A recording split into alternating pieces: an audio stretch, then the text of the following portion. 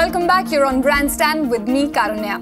And joining me for a quick conversation is the brain behind iconic campaigns like Uncle Chips and Mayur Suitings, Shivjit Kullar, who was once an ad man and now a serial entrepreneur. I'd like to start with your third and latest startup, Attitude.com. Tell us what's that all about.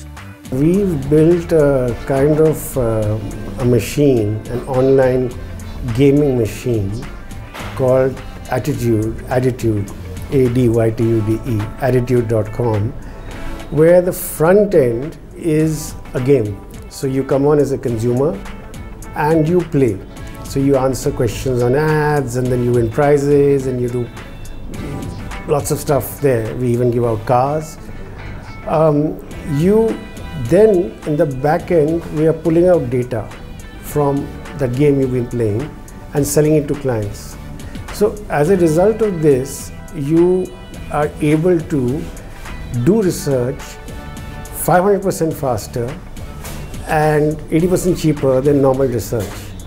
So it's fun. It's fun because this is allowing us to disrupt the market and kind of giving clients a lot of value. Well, that sounds interesting, but how do you get people to do these surveys or play, as you say?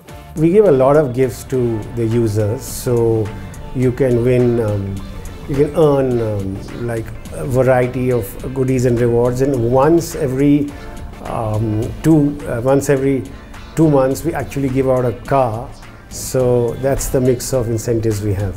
The challenge in this was that people were wondering whether it's possible to get people to come onto a site and actually spend time playing this game, answering questions, and building a community was our great challenge, which has worked. So the average time spent on our site is 13 to 14 minutes, which is higher than Flipkart, higher than Twitter, because people don't spend so much time on sites. So it's an interesting venture, and I think it's going to turn advertising around in an interesting way. While a lot of data on consumers is being collected, do you think marketers are using them effectively to understand their consumer?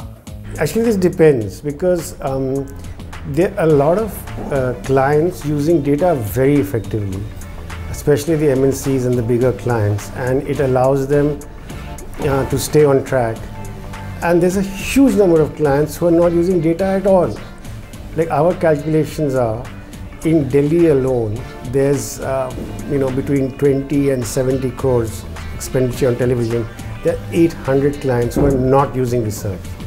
So there are guys using research very well, and there's another set of guys who haven't used it at all. So that's what's interesting, because when we meet those kind of clients and we do projects with them, and they say, hey, we never realized that all this could be so useful to us. You know, thousands of dollars are being spent on looking at insights and making the right connect with consumers. While it's good to read the consumer by way of research, there are some creative leaders who don't believe much in market research and more on the gut. What is your view on what is the best route to take? I was a creative guy for 27 years, and I used to believe in gut instinct all the way. And everybody asked me that why has a creative guy invented a feedback site? And I think the answer is that gut has to go along with some basic information. If you only go with your gut, you might be totally off. So I am not saying that research dictates all the creative you do. I'm saying it sets the perimeters within which you can then do really interesting ideas. You've crafted several iconic campaigns. How much would you say does creative help in getting the buy-in from consumers? Actually, it's a strange thing, because when I created these campaigns, there was some basic research involved, but I didn't find it very useful. And moving ahead, I then realized that research is too much of jargon and very difficult to read something simple between the lines. So research didn't help me there, but the kind of feedback we do here hopefully is helpful because it's simple, it's conversations. Great, thanks much for joining us for Brandstand and all the very best for your ventures.